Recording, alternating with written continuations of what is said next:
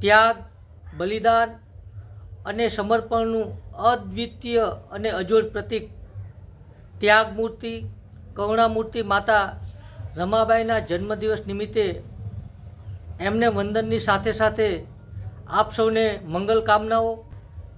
ત્યાગમૂર્તિ કરુણામૂર્તિ માતા રમાબાઈની સાથે સાથે જેણે જગતભરમાં સૌથી વધુ જ્ઞાન મેળવીને એ જ્ઞાનનો ઉપયોગ ભારતભરમાં જે લોકો શોષિતો, પીડિતો, વંચિતો તેમજ મહિલાઓ એમના દુઃખ અને દર્દ દૂર કરવા માટે એ જ્ઞાનનો ઉપયોગ કરનાર મહામાનવ બોધિસત્વ ડૉક્ટર બાબા સાહેબને પણ વંદન કરું છું. જગતભરને કરુણાનો સંદેશ આપનાર મહાકારુણિક તથાગત ગૌતમ બુદ્ધને પણ હું વંદન કરું છું. 7 ફેબ્રુઆરી 1897ના રોજ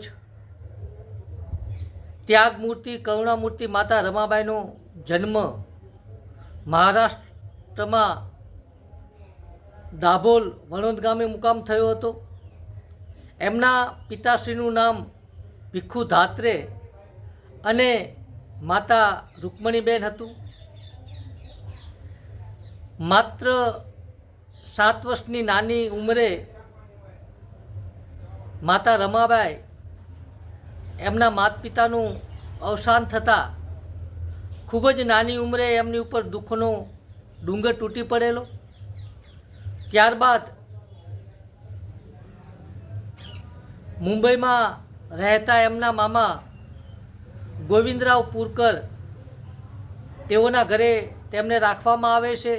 ત્યારબાદ બહુ જ નાની ઉંમરે એટલે કે લગભગ 9-10 વર્ષની ઉંમરે એમના લગ્ન ડૉક્ટર બાબા સાહેબ સાથે થાય છે. શરૂઆતના દિવસોમાં તો એવું લાગ્યું કે એ વખતે સૌથી વધુ અભ્યાસ કરનાર ભીમરાવ આંબેડકર હતા. એટલે એમને એવું લાગ્યું કે કદાચ હવે દુઃખના દિવસો દૂર થયા છે અને સુખના દિવસો શરૂ થાય છે. પરંતુ ડૉક્ટર બાબા સાહેબનો પુસ્તક પ્રેમ, જ્ઞાન મેળવની એમની ઝંખના, એમની જિજ્ઞાસાના કારણે તેઓને જ્યારે વિદેશ પ્રવાસમાં જવાનું થયું ત્યારે વળી પાછા માતા રમાબાઈ એકલા થઈ ગયા અને એ વખતે તેઓ ખૂબ જ ગરીબીમાં પોતાનું જીવન વ્યતીત કરતા હતા. ત્યારબાદ ડૉક્ટર બાબા સાહેબ વિદેશમાંથી ફરીવાર પરત ફરે છે અને થોડો સમય ભારતમાં રહી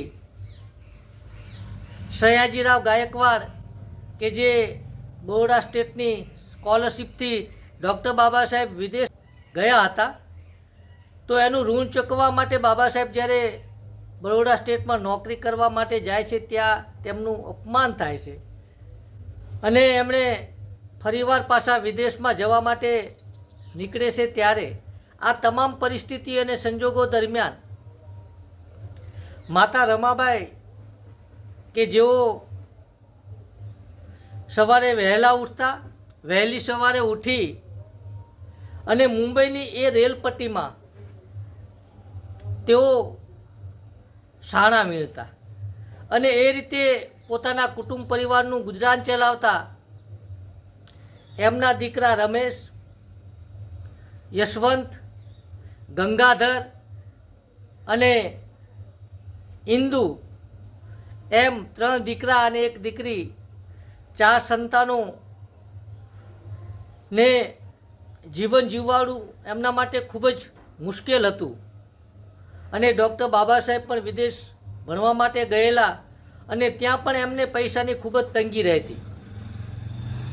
ઘણી વખત તો એવો સમય પણ માતા રમાબાઈને આવેલો કે પોતાના બાળકો અને પોતાના કુટુંબીજનોને ખવડાવવા માટે તમામ રોટલીઓ થઈ રહેતી. છેલ્લે 1 રોટલી રહી, વધી ઘટી એ રોટલી, અડધી રોટલી ખાય અને પોતાનું જીવન વ્યતીત કરતા. અને સામે ડૉક્ટર બાબા સાહેબ પણ ખૂબ જ દાઉણ પરિસ્થિતિમાં જીવતા. એવું કહેવાય છે કે ડૉક્ટર બાબા સાહેબ સૂકી બ્રેડને ચામાં બોળી અને ખાતા. અને એ વખતે એક ડૉક્ટર બાબા સાહેબને માતા રમાબાઈ પત્ર લખે છે કે બાબા સાહેબ, મારે પૈસાની જરૂર છે, તમે મને પૈસા આપો. પરંતુ ડૉક્ટર બાબા સાહેબ સામેથી પત્ર લખે છે કે હાલમાં મારી પાસે પૈસા નથી, અને જો પૈસાની સગવડતા ન થઈ શકે એમ હોય તો તું તારા ઘરેણાં વેચી નાખ, હું આવ્યા પછી તને ઘરેણાં કરાવી આપીશ. અને આ પત્ર મળતા માતા રમાબાઈને એવું લાગે છે કે મારી કરતાં વધુ જરૂર પૈસાની તો ડૉક્ટર બાબા સાહેબને છે. એટલે એવું બને છે કે ડૉક્ટર બાબા સાહેબે પૈસા આપવાને બદલે કહે છે કે મારે અહીં પૈસાની વધુ જરૂર છે, તો હું શું કરું? અને એ સમય દરમિયાન એમનો એક દીકરો બીમાર પડે છે. આમ છતાં માતા રમાબાઈ એ પોતાના દીકરાની સારવાર કરવાને બદલે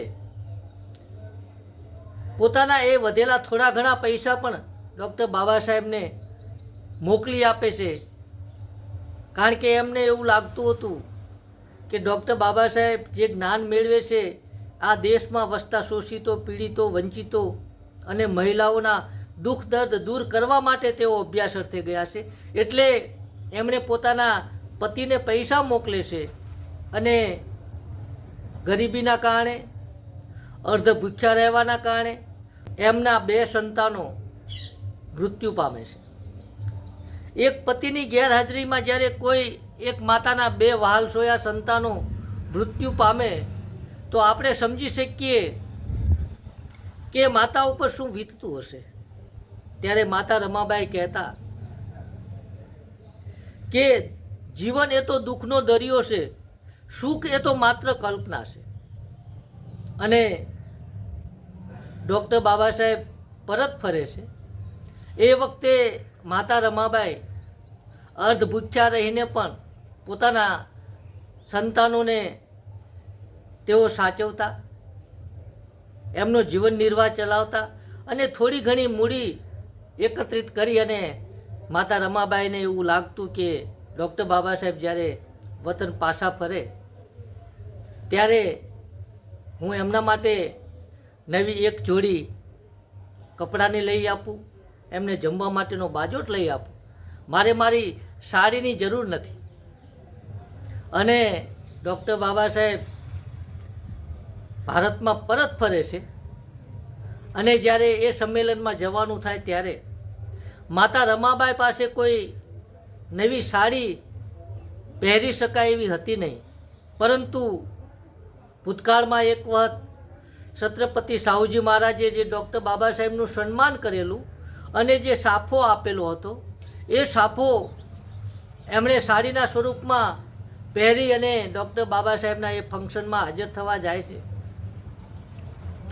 ત્યારે એમને એવું લાગ્યું કે ગરીબીને છુપાવવાના જેટલા વધુ પ્રયત્નો કરીએ, ગરીબી જાણે કે એટલી જ બહાર વધુ આવવા માટે પ્રયત્ન કરતી હોય.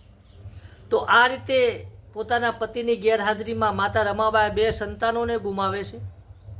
ત્યારબાદ જ્યારે ભારત એમણે પરત ફરે છે અને જ્યારે બરોડા સ્ટેટમાંથી તેઓ રાજીનામું આપે ત્યારબાદ દાદા કેલુસ્કર એમની પાસે એક વખત જાય છે જિલ્લા મેજિસ્ટ્રેટની નોકરીની ઓફર કરવા માટે. પરંતુ ડૉક્ટર બાબા સાહેબે ખૂબ જ વિનમ્રપણે એનો પણ ઇનકાર કરે છે કે જો હું નોકરીના બંધનમાં બંધાઈશ તો હું આ જે લોકો દુઃખી છે, જે લોકો પીડિત છે, જે લોકો સતત અપમાન અને અત્યાચારનો ભોગ બને છે, જગતભરમાં મેં જેટલું જ્ઞાન અથવા તો ડિગ્રી મેળવી છે એટલી ડિગ્રી ભાગ્યે જ કોઈએ મેળવી છે. આમ છતાં જો મારું બરોડા સ્ટેટમાં અપમાન થતું હોય તો આ લોકોને કેટલું બધું અપમાન સહન કરવું પડતું છે. એટલે એમણે એ વખતે નોકરી પણ છોડી દીધેલી. ત્યારબાદ માતા રમાબાઈ ડૉક્ટર બાબા સાહેબ સાથે રહેવા લાગે છે અને એક વખત માત્ર 300 રૂપિયાની નજીવી ફી લઈને ડૉક્ટર બાબા સાહેબ વકીલાત કરે છે. ત્યારે માતા રમાબાઈને ડૉક્ટર બાબા સાહેબ રામુ કહીને બોલાવતા કે રામુ, જો તો ખરી કે આ કેટલા પૈસા છે ગણ. અને એ વખતે આપણે ખરેખર દુઃખ થાય કે માતા રમાબાઈ ભણેલા ખૂબ જ ઓછું હતા, અથવા તો કહી શકાય કે નહીં ભણેલા હતા. એમણે 20-20ની થોકડી કરી અને 300 રૂપિયા ગણ્યા. તો આવી દારૂણ પરિસ્થિતિમાં પણ પોતાના પતિના જે સમાજ ઉત્થાનના જે સ્વપ્ન હતે એમના આડે ક્યારેય એમણે રૂકાવટ નહીં બનેલા, પરંતુ ડૉક્ટર બાબા સાહેબનું જે સમાજ ઉત્થાનનું આંદોલન હતું એમાં માતા રમાબાઈ મજબૂત બનીને ખભોખભી મિલાવીને પહાડની જેમ ચટ્ટાન બનીને ઊભા રહેતા. અને ત્યારબાદ ગરીબીના કારણે ફરીવાર એમનો એક દીકરો ગંગાધર બીમાર પડે છે. પોતાના પતિની ગેરહાજરીમાં 2 સંતાનો ગુમાવ્યા બાદ જ્યારે એમનો ત્રીજો દીકરો બીમાર પડે છે અને એ પણ મૃત્યુ પામે છે, ત્યારે માતા રમાબાઈ ખૂબ જ અંદરથી દુઃખી થાય છે. પરંતુ એ તમામે તમામ લાગણીઓ, દુઃખ એ વેઠે છે અને માને છે કે હોઈ શકે, જીવન આવું પણ હોઈ શકે. અને એ વખતે બધાએ કીધું કે ડૉક્ટર બાબા સાહેબ, આપણા ત્રીજા સંતાનનું મૃત્યુ થયું છે, હવે આપણે એમને બહાર લઈ અને મૃત્યુ ક્રિયા કરવી પડશે. પરંતુ કફનના અભાવે ડૉક્ટર બાબા સાહેબ ઊભા નથી થતા. માતા રમાબાઈ જુએ છે કે મારા પતિ શા માટે ઊભા નથી થતા. એમણે સમજી જાય છે કે એમની પાસે કફનના પૈસા નહોતા. અને ત્યારે માતા રમાબાઈ કહે છે કે આલો આ મારી સાડી. એ પોતાની સાડી એ કફનના રૂપમાં આપે છે અને કહે છે કે મારા એ દીકરાને મારી સાડીમાં લપેટાઈને મને સાતી સરગર ચાપીને સુવાની એને ટેવ હતી, એટલે મારી આ સાડીમાં લપેટી અને તમે લઈ જાઓ. આ પરિસ્થિતિમાં પણ ડૉક્ટર બાબા સાહેબના જે સમાજ ઉત્થાનની ભાવના હતી એને ક્યારેય અડચણરૂપ નથી થયા, પરંતુ એમણે મજબૂતાઈથી એમનો સાથ આપ્યો. એ પછી ધીમે ધીમે દુઃખમાંથી બહાર આવે છે અને એ પછી એમને એક 5મું સંતાન એમના ઘેર જન્મ લે છે, જેનું નામ ડૉક્ટર બાબા સાહેબ રાજરત્ન રાખે છે. ઘણી વખત ડૉક્ટર બાબા સાહેબ રાજરત્નને ઉછાળતા રમાડતા અને એ જોઈ માતા રમાબાઈને લાગતું કે હવે તો કદાચ દુઃખના દિવસો પૂરા થયા છે, પરંતુ નિયતિએ પણ એમને દુઃખ આપવા માટે કોઈ કસર છોડી નહોતી. એમ માનીને એમના જ્યારે ચોથા સંતાનને પણ બીમારી લાગી ત્યારે ડૉક્ટર બાબા સાહેબ કોર્ટમાં હતા, ઘેર આવે છે ત્યારે તો રાજરત્ન આ જગતમાંથી વિદાય લઈ ચૂક્યા હોય છે. અને અંતે માતા રમાબાઈ એમની ધીરજ ખૂટે છે.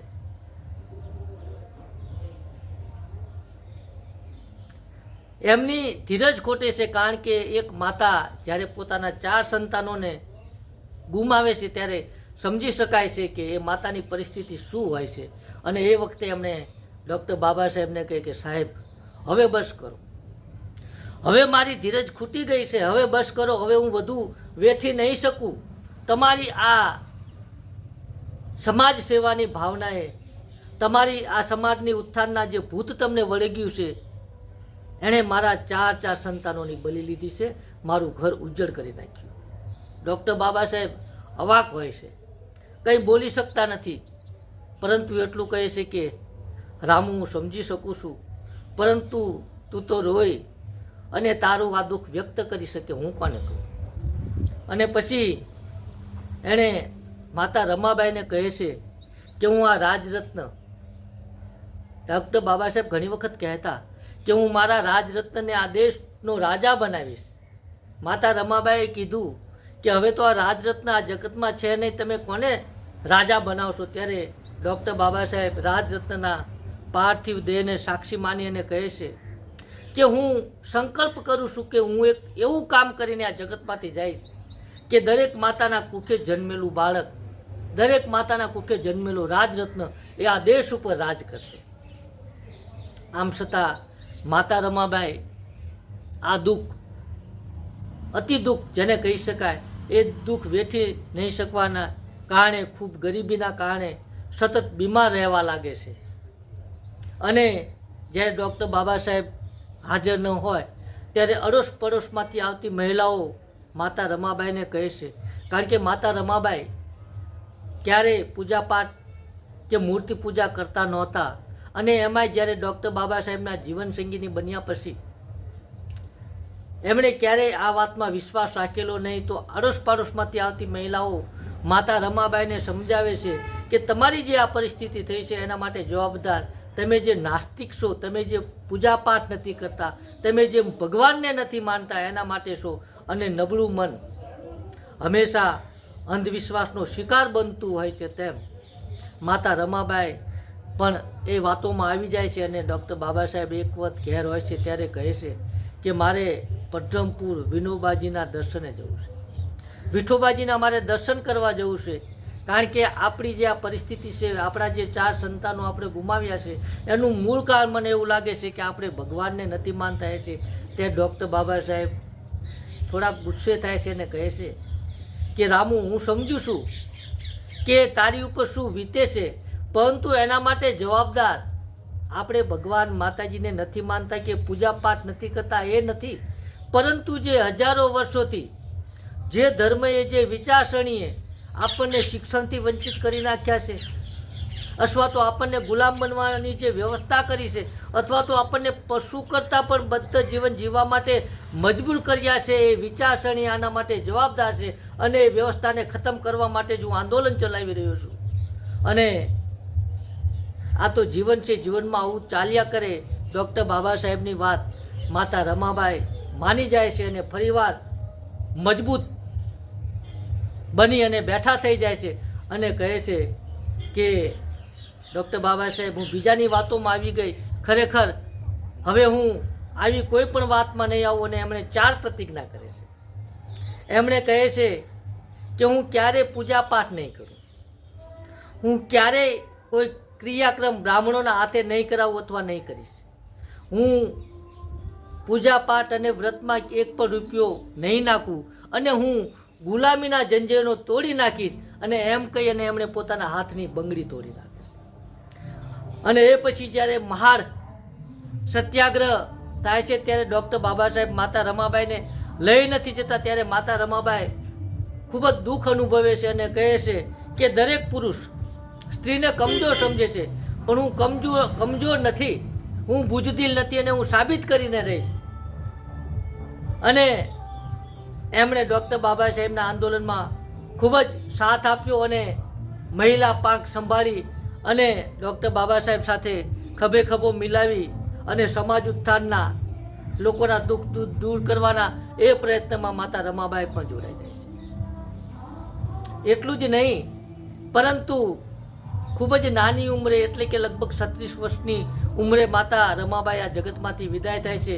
પણ જગતમાં, માનવ ઇતિહાસમાં એવી કોઈ પણ મહિલા નથી કે જેણે આટલી ગરીબી વેઠી હોય, જેણે આટલું દુઃખ વેઠ્યું હોય, જેણે પોતાના 4 સંતાનો ગુમાવી અને અન્યના સંતાનોને જીવાડવા માટે પોતાના પતિના જે જ્ઞાનની ભૂખ છે, જે પુસ્તક પ્રેમ છે, એ સંતોષવા માટે એમણે સાથ અને સહકાર આપ્યો હોય.